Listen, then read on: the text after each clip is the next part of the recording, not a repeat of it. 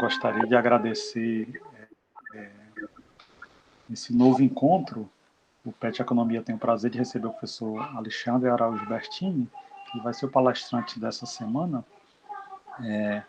E o tema da palestra é Construção Civil deve liderar a recuperação da pós-pandemia.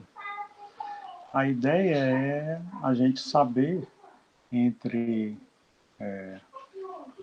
nesse período dessa pandemia de Covid, como vai se dar o processo de retomada da economia, sendo utilizado exatamente pelo setor, que é um setor tão importante para a economia como um todo, que é o setor de engenharia civil, construção civil.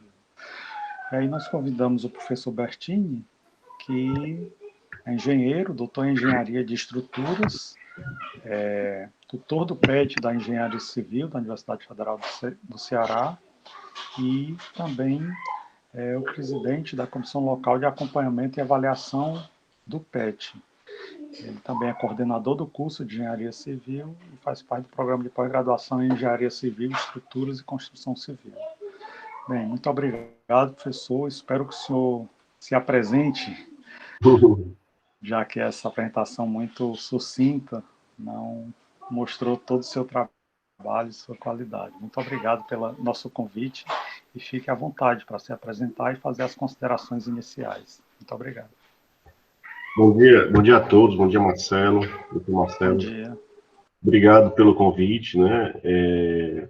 Inicialmente, só uma correção, eu não sou presidente do CLA, eu sou membro do CLA.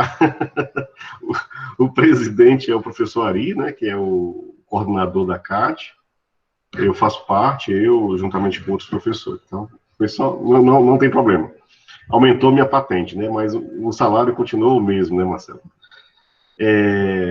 Então, eu sou professor da Universidade Federal, lá do Departamento de Engenharia Estrutural e Construção Civil. A minha formação é em Engenharia de Estruturas, né? Eu fiz mestrado e doutorado na Escola de Engenharia de São Carlos, na área de estruturas. E minha formação toda, né, na área de engenharia, eu sou realmente, como eu estava conversando um pouco antes com o professor Marcelo, eu sou um engenheiro raiz, né? Aquele engenheiro que é engenheiro de verdade, assim, bem pragmático, direto, objetivo, né? E minha vida toda de pesquisa, de trabalhos, né, foi voltada para a construção civil, tem sido essas últimas décadas aí, voltado para a construção civil. Então, já passei por alguns altos e baixos, né, que nós temos acompanhado, tá? Eu leciono no curso de Engenharia Civil as disciplinas de alvenaria estrutural e também a disciplina de projeto de construção de edifícios. E também sou professor da pós-graduação em Estruturas e Construção Civil, lecionando disciplinas relacionadas a sistemas construtivos e a norma de desempenho das edificações. Tá? Então, tenho uma vida bem voltada aí para essa área e tenho orientado mais de 20 trabalhos de mestrado em temas relacionados à construção. Então, quando o Marcelo me convidou para conversar sobre, não uma palestra, uma conversa, né, para conversar um pouco sobre a retomada, baseada até numa manchete de jornal da Folha, como é que chama o jornal? Acho que era Gazeta Brasiliense, alguma coisa do tipo. É um jornal de Brasília que fala sobre, né, sobre o papel da construção civil na retomada pós-corona, né, pós-pandemia. Bom, eu sou extremamente técnico, né, em relação às minhas ações e tudo mais, né. Vou pedir perdão pelos deslizes que eu posso cometer, né, em relação à economia. Eu estou aí diante de um público que é essencialmente economistas, estudantes, né, acadêmicos de economia. Mas vou tentar... o que eu fiz aqui, a pedido do professor Marcelo, foi reunir algumas informações, né, coletadas em sites especializados na construção civil, informações, dados, né, reportagens que conduzem, né, a essa realidade de que a construção civil ela vai ter um forte, vai ter assim, esse determinante, na verdade, para a retomada. Né? A gente pode...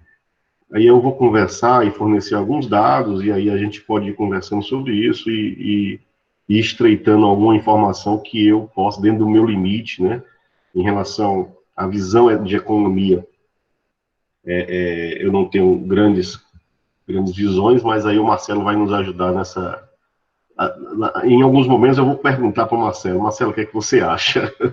Mas eu vou iniciar falando o seguinte: a construção civil, ela é bem complexa, né? Quando se fala construção civil, nós temos aí uma cadeia complexa de fornecedores, né, que se estende desde da indústria extrativista, e aí a gente tem aí, lá, quando você vai tirar o solo, né, porque você precisa, para fabricar o concreto, você precisa ter extração de minério, né, de areia, vai fabricar o cimento, então você tem que ter também a extração. Então, ela vai desde a indústria extrativista mineral, passando pela petroquímica, né, até fornecedores de serviços especializados.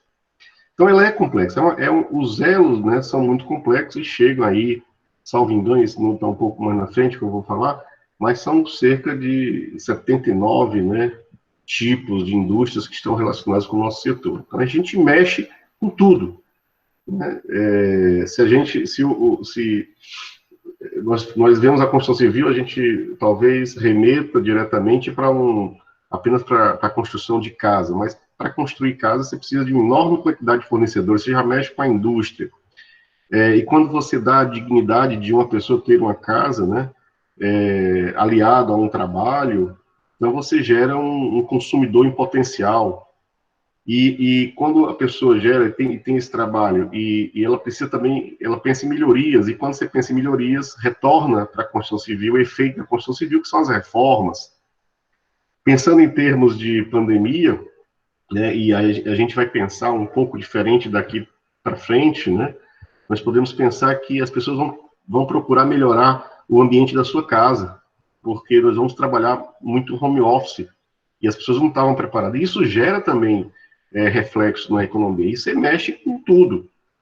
Então, a construção civil, ela é muito importante, ela tem uma complexidade alta, né, nos seus elos, e ela tem uma repercussão, uns efeitos, vamos dizer assim, entre aspas, efeitos colaterais benéficos, né, para toda a sociedade. Nós temos aí, ela tem uma importância forte no PIB. A construção civil, ela tem uma participação que varia, né, em períodos aí anuais, se a gente for analisar, tem variações aí, chegando 4%, 6,5%, 9%, isso varia muito, mas sempre nós tivemos a construção civil como um fator muito importante, e ela é um termômetro da nossa economia, né? A construção civil, ela vem apresentando, quando você evidencia que a construção civil ela retoma, né, ela transmite isso muito positivamente, porque ela é esse termômetro para a economia. Bom, como eu disse, a construção civil é de extrema importância na economia brasileira. Em alguns anos aí ela foi responsável por 6,2% do PIB do país, agora não sei dizer, né, deu uma caída por conta de tudo isso, e desde 2015 a gente vem numa descendência por falta de investimento público, né, e privado também. E também o mercado de construção civil representa 34% do total da indústria brasileira. Então é um número expressivo, tá? São alguns números que eu vou colocando aqui para a gente afirmar a tese de que a construção civil ela vai ser fundamental para essa retomada. Então, são 34% da total das indústrias brasileiras. Bom, em números absolutos, né, incluindo empresas e filiais, a construção civil no Brasil conta com 176 mil estabelecimentos e também gera empregos. No caso aqui é um dado que não é flutuante, mas é um dado de 2 anos, por aí. Ela gera, isso é uma média, né, de 24% do total de vagas no país. Então, assim, são números que a gente precisa olhar e aproveitar essa oportunidade que é a construção civil, como foi aproveitado em outros momentos, né?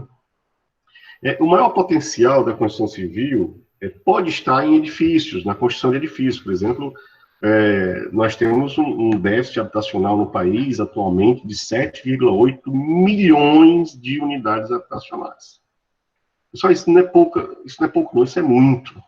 7,8 milhões de pessoas ou não têm casa, ou moram de aluguel, ou moram debaixo da ponte, ou moram com coabitação. Então, são 7,8 unidades. Se a gente multiplicar por 4, por 5, a gente vai ter aí a dimensão de pessoas que precisam de uma casa, né? E como, por exemplo, até o presidente da CEBIC, a CEBIC é a Câmara Brasileira da Indústria da Construção, ele fala muito isso, né? Ele diz assim que as pessoas se casam, precisa de uma casa. A pessoa se separa, precisa de uma casa. A pessoa tem filho, precisa de uma outra casa maior. Então, essa dinâmica da sociedade também, ela alimenta mais ainda a construção civil. Então, a construção de edifícios, né, é a área com maior potencial, tendo em vista esse déficit que nós temos. E o segmento possui um valor também agregado, né, de 74 bilhões, também são dados aí recentes, seguido por obras de infraestrutura e serviços especializados. Então, eu só falei no início de obras de edifícios. Nós temos aí um outro potencial, que são as obras de infraestrutura, né? Recentemente foi aprovado o marco regulatório do saneamento, né, que vai gerar também algumas outras implicações, e nós temos aí um Brasil para ser construído, um Brasil para ser mantido, nós temos estradas para construir, nós temos nossas cidades, tem um baixíssimo índice de saneamento em nossas cidades, principalmente as cidades, todas as cidades, né, especialmente as pequenas, né, as grandes também. Fortaleza, eu não tenho certeza, mas aproximadamente 50% apenas de Fortaleza é saneado. Nós precisamos aumentar isso. Nós precisamos construir pontes, nós vamos reparar as pontes que a gente tem, construir reservatórios. Então, imagina o que isso implica em geração de emprego. E quando a gente fala de geração de emprego, né, nós estamos mantendo aí as pessoas com dinheiro na mão e são consumidores, e aí isso retroalimenta a economia. Então a construção civil ela é esse termômetro da economia, como a gente costuma falar, né? Se a construção civil está bem, pessoal, é sinal que o Brasil também está bem. E aí eu vou colocar alguns dados de alguns anos passados para a gente perceber isso. Nós temos, assim, aproximadamente 13 milhões de brasileiros, né? Atualmente não, porque foi muitos demitidos, e nesses últimos 2, 3 anos também nós tivemos uma queda muito grande, mas aí um número interessante, são 13 milhões de brasileiros que trabalham no setor, direto ou indiretamente, são 13 milhões. É muita gente. Imagino que 13 milhões, né, você multiplica aí com 4 ou 5, que são as pessoas que dependem desse salário que vem da construção civil, né, você tem aí dezenas de milhões de pessoas que dependem desses recursos. E é óbvio que hoje nós não temos essa quantidade toda, né, de 13 milhões, mas é um número expressivo que a gente pode chegar, ou mais do que isso. Quando a gente fala direto ou indiretamente, porque nós temos os trabalhos diretos, que é aquele que, por exemplo, eu vou construir um edifício, então eu vou contratar o pedreiro, o marceneiro, o carpinteiro, o vigia que vai cuidar do prédio, o engenheiro, então são coisas diretas. Mas nós temos também as indiretas, né? Ou seja, para eu construir, eu preciso de uma janela, eu preciso de cimento, eu preciso de iluminação, então eu aciono outros setores e eu gero empregos indiretos também. Então, estou trazendo aí alguns elementos, né, para justificar a importância da construção civil, que isso vai ser importante se os governantes, né, entenderem que, através da construção civil, a gente pode alavancar rapidamente, né, no médio prazo, a nossa economia. Bom, eu acho que essa retomada, né, precisa ser entendido como, né, um novo ciclo, um ciclo virtuoso que tem que ser pensado, e os investimentos na construção civil impulsionam o desenvolvimento urbano, diminui o déficit habitacional e amplia o saneamento básico. Ou seja, não é só geração de renda, nós temos repercussões na melhoria de vida das pessoas, porque quando a construção civil está bem e está fazendo esgotamento sanitário, ela está construindo casa, ela está repercutindo isso na melhoria de saúde das pessoas, na melhor condição de vida, porque vai construir uma casa, né, mais adequada para a pessoa. Então, tem os aspectos sociais que repercutem e são efeitos, né, quando temos uma construção civil atuante. E à medida que as pessoas voltam a trabalhar, as famílias recuperam a capacidade de consumo. Então, se eu tenho 13 milhões de pessoas trabalhando, né, eu estou distribuindo essa renda, colocando na mão do trabalhador dinheiro e ele volta a consumir. E aí você também aciona as outras indústrias. Tá? Tanto o comércio, né, como a indústria. Então, e tem um outro fator, um outro elemento que eu queria colocar também, que é em relação a o retorno que o governo tem desses investimentos. Imagine que o governo invista, né, tem alguns dados aí que ao longo dos anos muda muito, então eu vou dar um dado aqui que eu peguei, dois dados, na verdade, né, no topo do boom imobiliário, que durou entre 2009 a 2015, esse período aí, se dizia que a cada 100 reais investido na construção civil, se arrecadava 110. Era um número que eu li esses dias, mas eu tenho um outro número que, vamos supor que não seja 110, mas que seja metade disso, ou um quarto disso. Então, nós temos um retorno de arrecadação. E aí o governo também começa a arrecadar. Então, isso é muito importante também. Né? Tem os efeitos de geração de emprego, tem os efeitos de melhoria da qualidade da vida das pessoas, tem o efeito também de aumento de arrecadação por parte do governo. Então, o setor tem impacto direto na geração de emprego e na melhoria de áreas como infraestrutura e habitação. Então, são coisas assim que saltam aos olhos, né?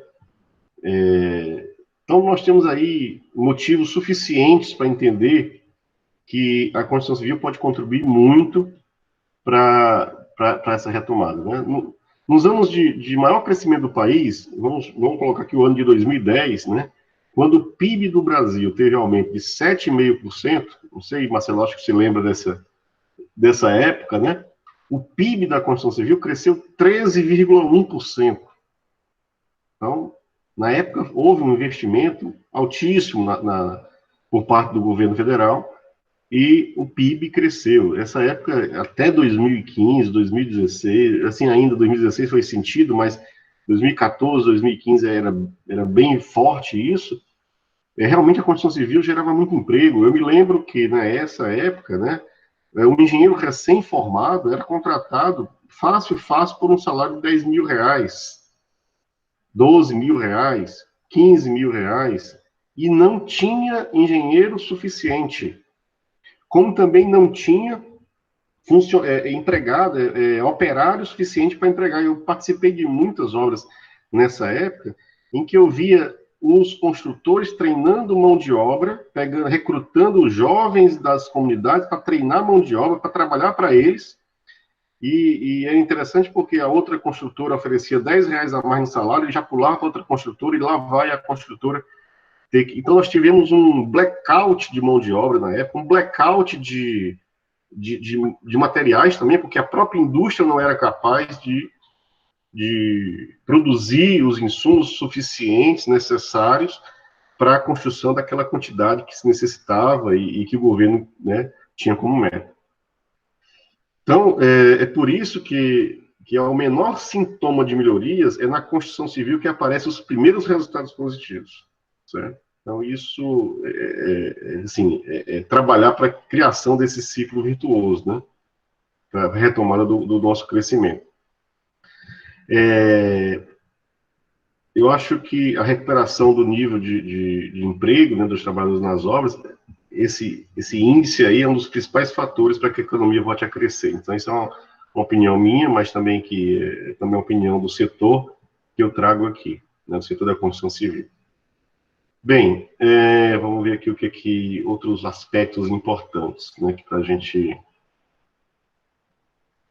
tem uma coisa importante aqui, é uma pesquisa da FGV, que ela diz o seguinte, né, que o investimento em construção civil é fundamental para resolver outro problema do país, a demanda habitacional. A gente já comentou.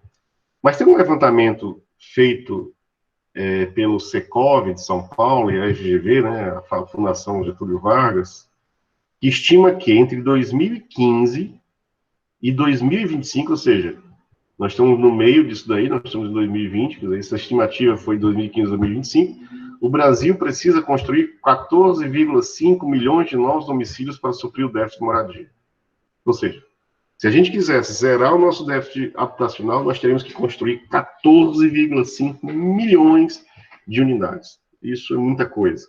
Atrelado a esses 14,5 unidades, nós temos o quê? Nós temos que fornecer transporte, hospital, escola, tudo isso é construção também. Tá?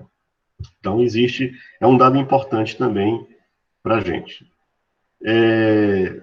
Só para a gente lembrar um pouco, e aí eu vou tentar aqui colocar alguns dados interessantes, porque o que eu enxergo, né? Num passado recente do nosso país, 2008 foi um ano de crise, né? Em que o mundo inteiro sentiu a crise lá nos Estados Unidos, né? Repercutiu pelo mundo inteiro. No ano seguinte, foi criado um programa, que foi o programa Minha Casa Minha Vida, do governo federal, que ele criou, lógico, o intuito de diminuir o déficit habitacional, mas tinha um outro objetivo também, que era amenizar os efeitos da crise. E ele cumpriu muito bem esse papel. Se a gente avaliar os resultados que teve Minha Casa Minha Vida, que construiu aí 4, 5 milhões de unidades habitacionais, foi muito forte o efeito desse programa na vida dos brasileiros. Então, houve uma forte formalização de empregos, né? As empresas iam contratar, e isso gerava também impostos, né, para o governo, e entre 2009 e 2014, foi um período mais forte, mais representativo, nós tivemos aí um PIB da construção, ela cresceu 31%. Então, também isso aí foi, que representa uma taxa anual de 5,5%, enquanto a taxa média registrada pelo PIB brasileiro é de 3,3%. Então, a construção civil decolou, assim, de uma forma, e eu participei desse momento. Atrelado a isso, o governo tinha programas de qualidade das empresas, as empresas melhoraram a sua qualidade de construção, a sua produtividade, entraram no país sistemas mais industrializados, houve capacitação de mão de obra. Então, era uma correria para se cumprir as metas, ao mesmo tempo que se exigia qualidade. Então, isso também foi um ponto, assim, muito, muito importante. Então, em 2009, né, o governo federal lançou o programa Minha Casa Minha Vida, e tinha por finalidade criar mecanismos de incentivo à produção e aquisição de novas unidades habitacionais, ou requalificação de imóveis urbanos e produção e reforma de habitações. E as famílias aí tinham que ter renda mensais de 1, 2, 3, tinha várias faixas, né, que... Então, desde o início, né, esse programa trazia implícito 2 objetivos, aí é fundamental. Primeiro, estimular a atividade da construção e de atender a demanda social. Isso é fundamental, porque tinha uma demanda represada de unidades habitacionais no Brasil, violenta, né, que tinha que se dar a um resultado. Então, o estímulo à atividade justificava-se em decorrência da ameaça de interrupção abrupta do crescimento do país que a crise financeira de 2008 estava representando. Então, esse também foi uma jogada importante, né, para aquele momento. Então, houve um investimento pesado do governo, nós tivemos um aumento, né, a participação do PIB da construção civil foi violento também, um crescimento absurdo, e isso impactou na vida das pessoas, tanto para quem recebeu a casa, para quem também trabalhou no programa, e houve uma grande distribuição de renda naquela época. Então, aí eu tenho algum dado aqui, até o final, né, até o final de 2015, o programa Minha Casa Minha Vida havia contratado aproximadamente 4,2 milhões de unidades habitacionais, 2015, né? Nós estamos em 2020, então esse número aí está bem maior de unidades que a gente construiu nesse período, né? Envolvendo 287,8 bilhões e os subsídios somaram 115,8 bilhões, porque as casas eram subsidiadas, né? As pessoas de baixa renda não podiam pagar, elas pagavam um valor simbólico e recebiam a casa. E aí, dependendo da sua faixa. Né? Então, esse dinheiro foi muito importante. E aí, da onde eu tirei esse dado, né, que a cada R$ 1.000 arrecadados de forma direta, os investimentos do programa geravam mais de 1.100 em impostos de forma indireta. Né? Porque quando eu invisto na construção civil, eu aciono outros setores da sociedade, da indústria. Então, R$ 1.000 que foram, né,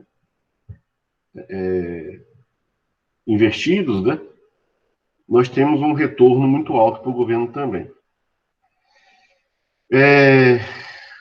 O que mais que a gente pode falar? Já tem aí 30 minutos que estou falando. Estou aqui marcando meu tempo, porque tem muitos dados, né? São dados sempre interessantes. O economista gosta de valores, de dados, né? Para a gente poder conversar, né? Se eu quiser, a gente pode abrir para as perguntas. Eu vou finalizar e vou abrir para... Tá? Isso aí é uma outra coisa importante. Entre 2009 e 2015, o emprego total foi de 5 milhões de trabalhadores, equivalente a 778 mil ocupações por ano. Isso é um dado também fundamental. Então, o que eu quero assim, até para finalizar essa minha fala inicial, por que eu forcei, assim, eu coloquei muitas informações a respeito do Minha Casa Minha Vida. Foi uma experiência positiva no Brasil, né? Eu sei que a gente vive aí, né, trilha aí um caminho de uma economia liberal, pelo menos, né, de manchete, e que talvez seja um pouco incompatível com o que aconteceu durante esse período que eu mencionei. Porém, eles têm que enxergar que é um caminho que deve acontecer, né, de investimento público e investimento privado também, né, os dois juntos, para a gente retomar. O presidente da CEBIC, que já falei, da Câmara Brasileira da Indústria e Construção, né, o Zé Carlos Martins, ele destaca o seguinte, né, que ele fala que a construção civil é como se fosse uma locomotiva para o novo momento do país. O setor impacta diretamente 97 outros segmentos, como a indústria automobilística, a indústria de pneus, outros segmentos, né, como a indústria automobilística, a indústria de pneus, o posto de gasolina e borracheiro, né? Então, nós temos exemplo, né, toda a cadeia, quer dizer, os elos são muitos, e se alguém quer fazer o país crescer e ver o Brasil retomar, é mais fácil irrigar a economia via esses 97 torneiros do que uma ducha que faz um buraco no chão. Isso são palavras do presidente da CEBIC, né? Estou só reproduzindo aqui, quer dizer, ou seja, a construção civil tem capilaridade, né? Aqui tem vários alunos aqui do PET, né? E eu falo muito de que o PET é um capilar da universidade, né? Quando se a gente quer que uma coisa aconteça de forma efetiva, dá para o PET, que o PET possui essa potencial de capilaridade. A construção civil é a mesma coisa. Ou seja, quando você mexe, investe ali, joga dinheiro dentro da construção civil, você capilariza o Brasil inteiro, de norte a sul, de leste a oeste, tá certo? Então, a redução do déficit, né, gera esse grande volume de empregos. E não só o déficit habitacional, nós temos aí também outros investimentos que podem ser feitos na área de infraestrutura, que o nosso país tanto precisa, né? Só complementando também, houve aí alguns investimentos anunciados na área de saneamento, né? E também na área de infraestrutura. O governo esses dias aí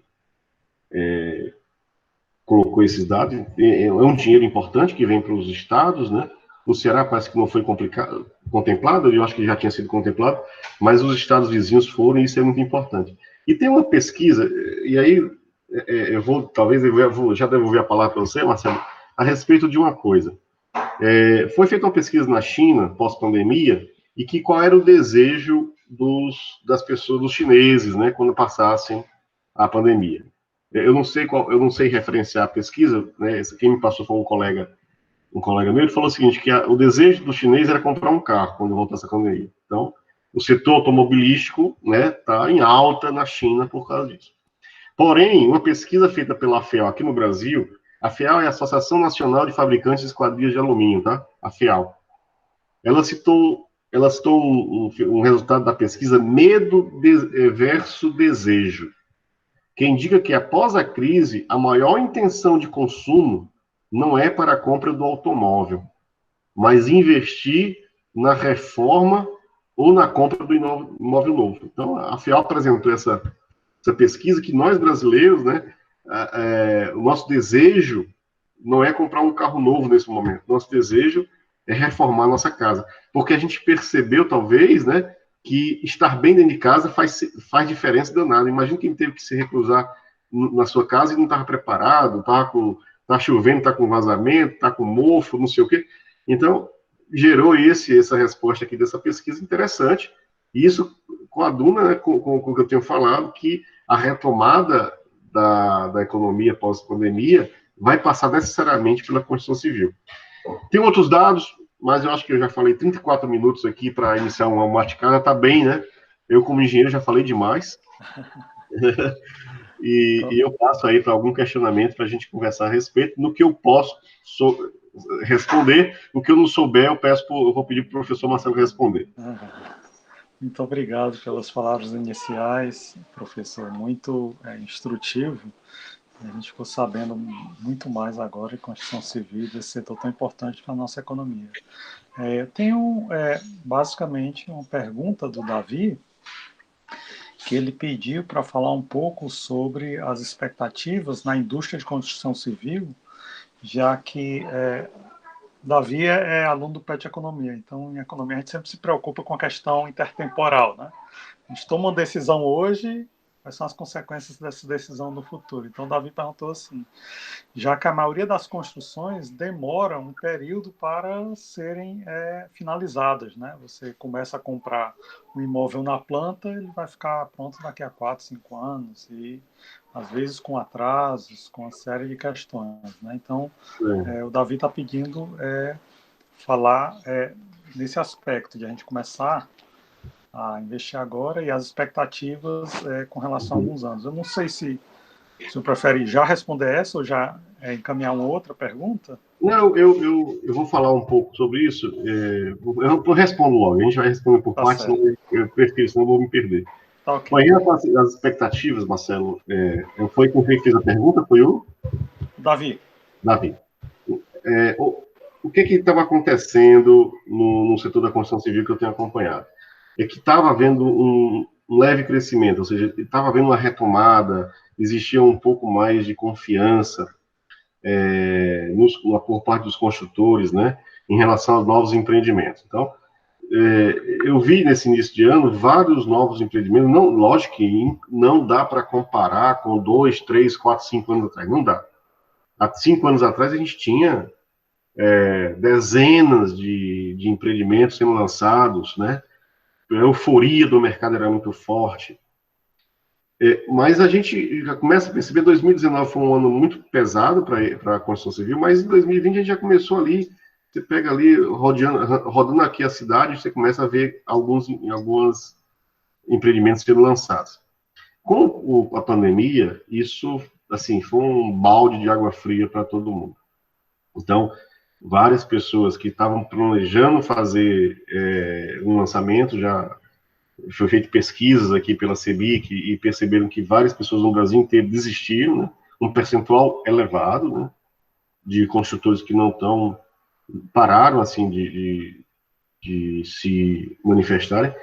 E a solução para isso, assim, quando acabar a pandemia, e eu acho que existe um ambiente interessante no Brasil que é a baixa de juros, e isso pode favorecer bastante os novos lançamentos.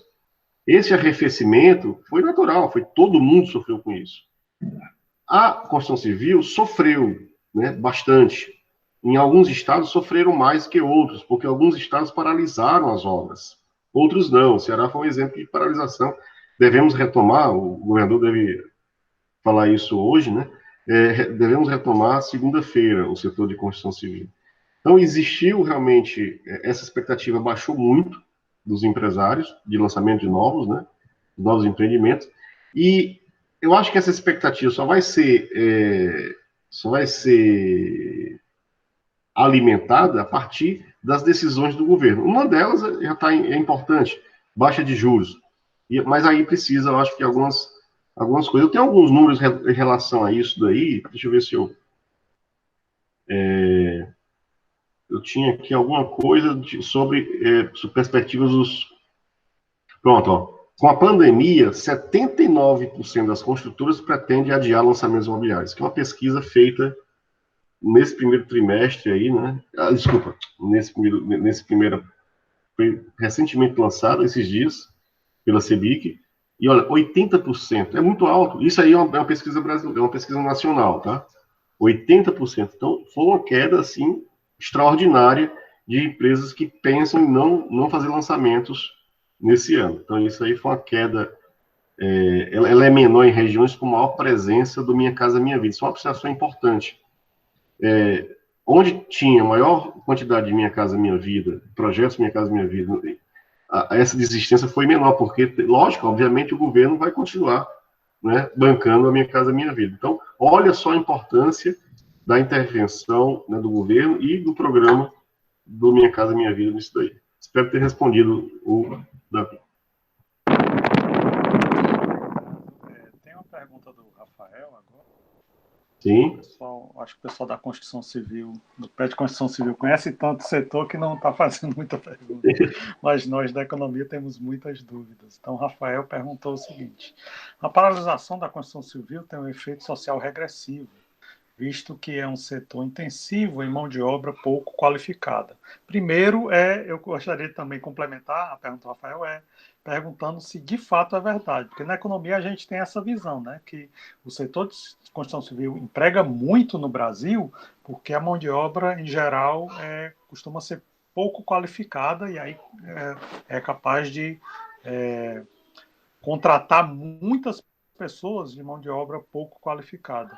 E aí, eu queria complementar talvez essa pergunta com uma experiência um pouco pessoal.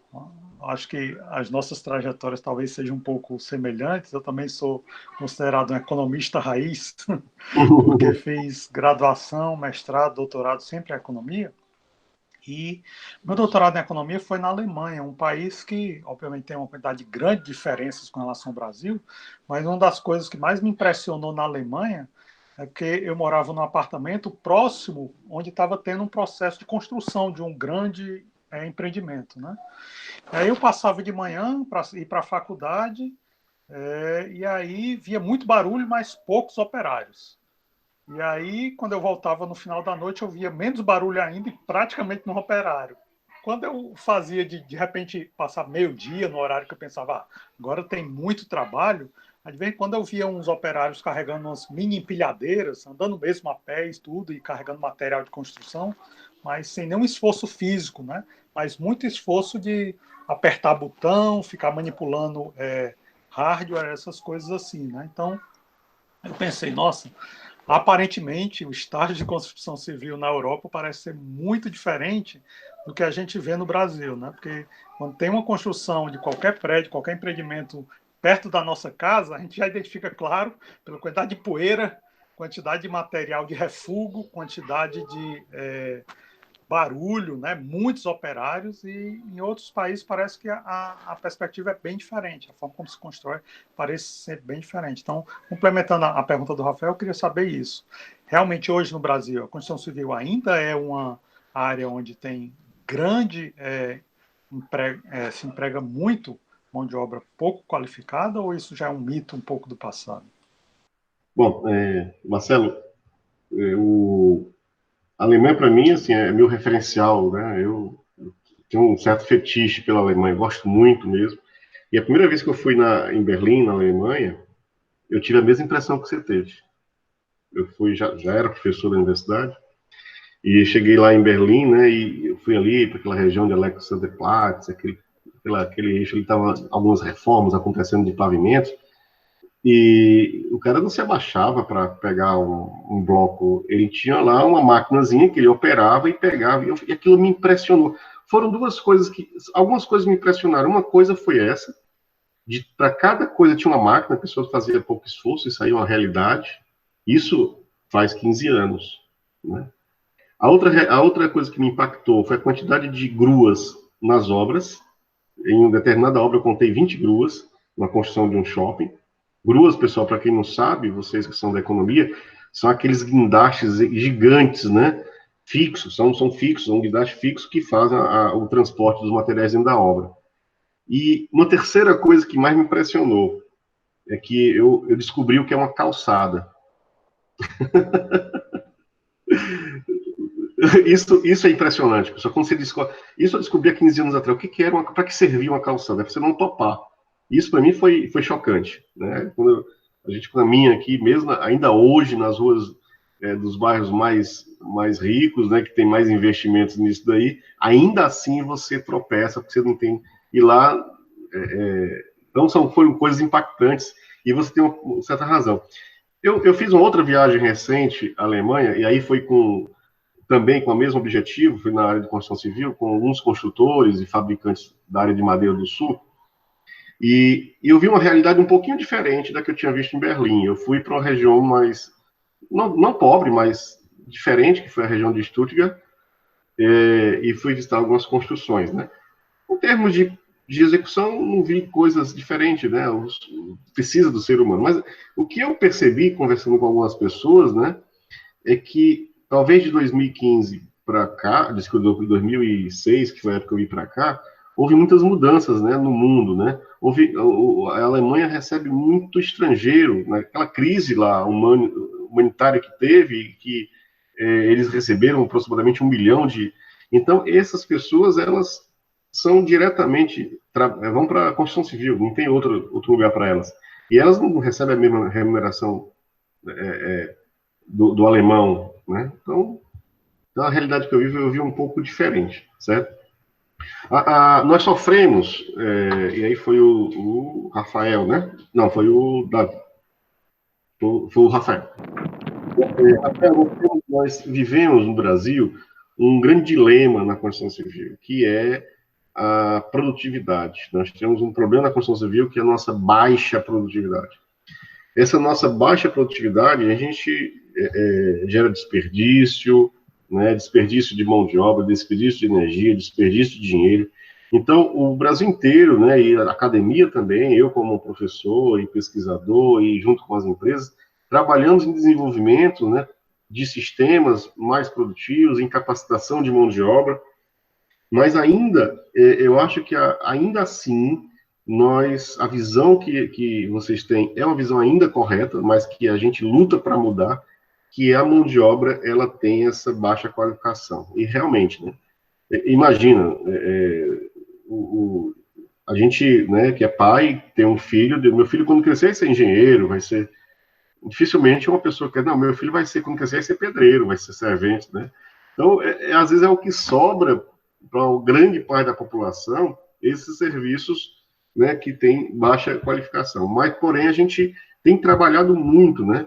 As empresas preocupadas com isso, e além disso, além de tentar essa aumento de produtividade, desenvolvimento de sistemas industrializados, nós temos que trabalhar paralelamente com a preservação do emprego dessas pessoas que deixarão de trabalhar futuramente, quando eu tiver um sistema industrializado. Hoje, no Brasil, se você quiser comprar uma casa e receber ela daí a alguns dias, você já consegue fazer isso, né?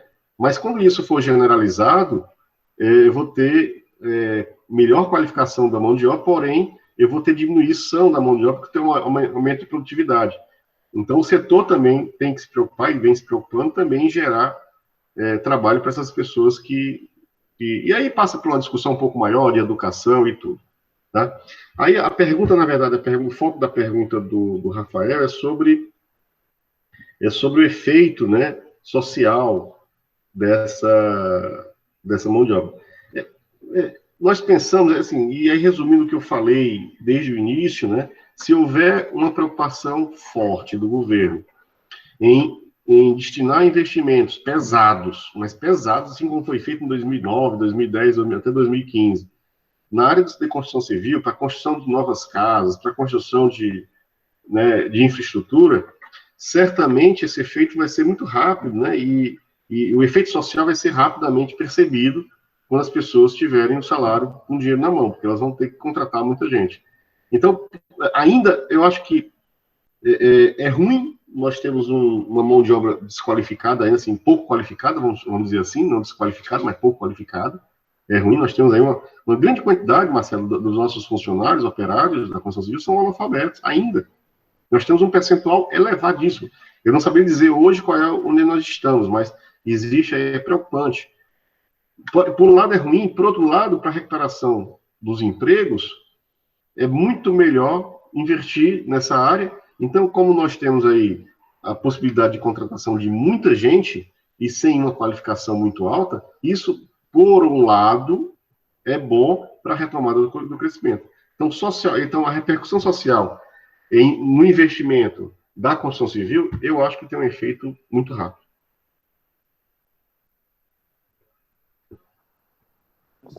Obrigado.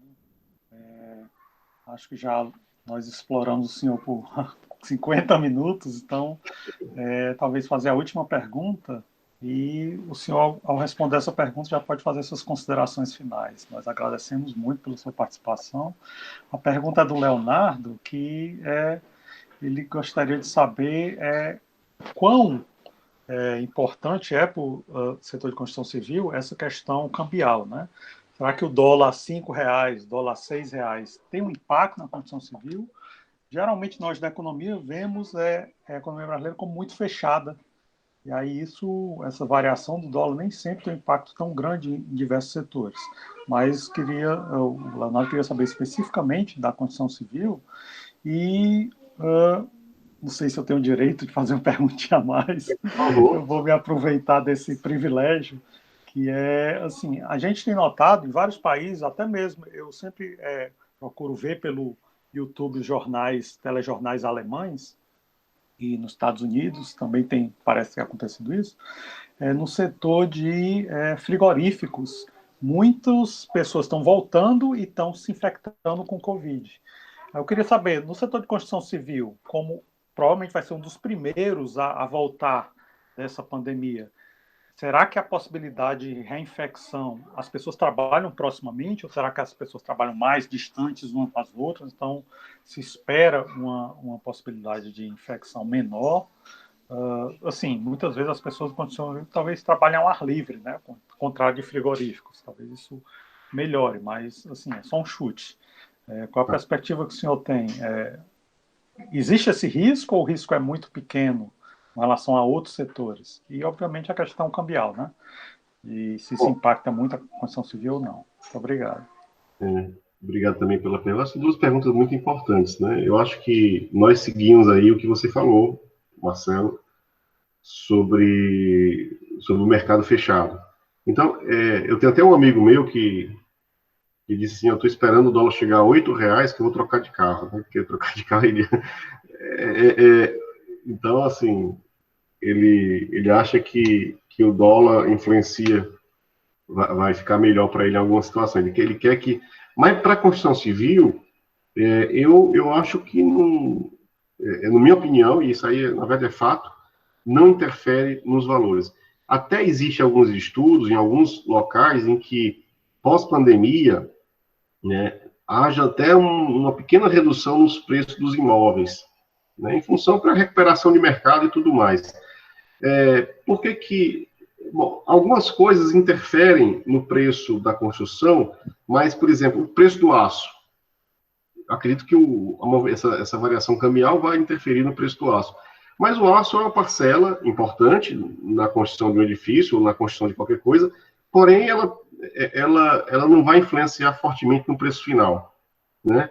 O cimento pode sofrer alguma variação, porém é tudo fabricado aqui, né? Nós temos aqui, assim como o aço também, mas eles têm algumas variações por causa do mercado internacional. Mas, no geral, isso, realmente, o nosso mercado, ele é bem tranquilo aí em relação a isso.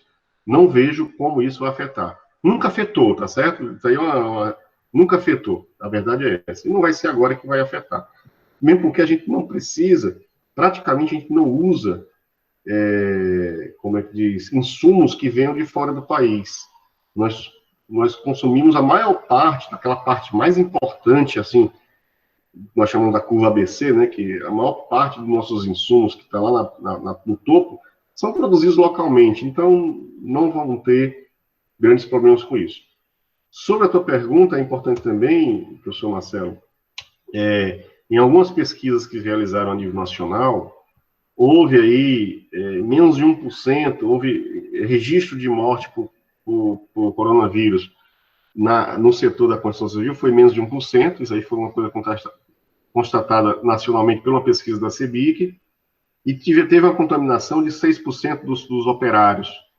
Então, através dessas pesquisas, eles quiseram provar para o governo que com o mínimo de cuidados, né, trabalhos em turnos alternados, manter o distanciamento das pessoas, procurar fazer a higienização na entrada, na hora das refeições, fazer refeições de forma distanciada. Então, alguns cuidados que foram tomados, porque dentro da construção civil, né, se você não tiver uma ordem, realmente o meio de contaminação pode ser grande. Por exemplo, na hora de entrar, você tem que ter a entrada ordenada, porque as pessoas imaginam um edifício que tem 100 operários e eles precisam entrar toda uma vez porque eles têm que trabalhar. Então, vai haver uma perca, porque você não vai poder entrar todo mundo uma vez, vai ter que manter o distanciamento. Algumas empresas já se prepararam para isso, eu tive algumas palestras sobre isso.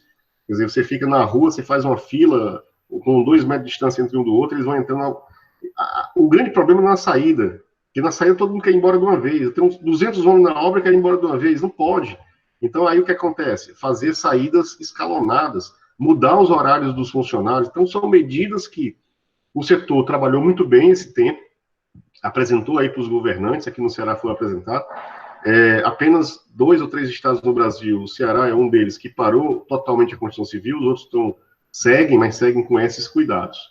Então, não podemos comparar a construção civil com o setor que você falou, que é o setor frigorífico, porque eu vi que tem empresas em alguns estados do Brasil que pararam porque houve uma infecção generalizada, e ali eles trabalham em ambiente fechado, né, com controle de umidade, temperatura, e aí eu acho que facilita muito a proliferação. No nosso caso, nós trabalhamos em ambiente aberto, ventilado, e isso pode favorecer ao retorno seguro. Tá certo, Marcelo? É isso. E aí, né, para finalizar, obrigado aí, né, e que eu possa ter transmitido alguma coisa agregada, algum valor ao conhecimento de vocês. Eu defendo que a construção civil ela não ela pode ser, não, ela né, uma ferramenta importante para o governo, para a nossa retomada. Eu acho que é um caminho que a gente já fez, a gente já conhece, tem resultados ultra positivos e que a gente pode replicar ela nesse momento de crise. Obrigado, Marcelo.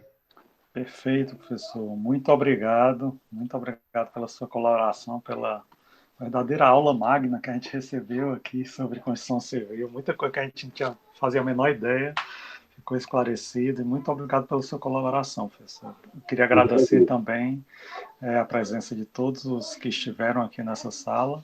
Agora a gente vai disponibilizar essa gravação no YouTube para que as pessoas que não tiveram a oportunidade de estar aqui com a gente possam assistir tudo isso. Muito obrigado, tenham um bom dia a todos e uma boa semana, um bom feriado. Muito obrigado, até a próxima.